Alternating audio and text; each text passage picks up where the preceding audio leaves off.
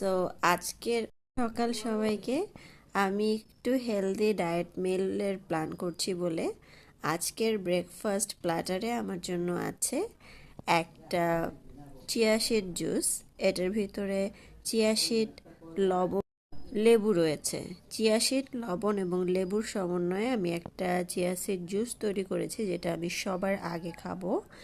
এরপরে আছে গাজর, এটাকে আমি হালকা পানি দিয়ে মাইক্রোওয়েভে 3 মিনিট রেখে, একটু সিদ্ধ ডিম আছে দেখতে পাচ্ছেন, এবং 1 কাপ রং চা। এটা দিয়ে আমি আজকে আমার ব্রেকফাস্টটা কমপ্লিট করব। এটা খেতে বেশ ভালোই লাগছে, লেবুর একটা ফ্লেভার আছে। অনেকে মধু যুক্ত করেন, কিন্তু আমি সেটা না করে বিট লবণ যুক্ত করেছি, যাতে করে একটু সোডিয়ামটা আমার শরীরে ইনটেক করবে।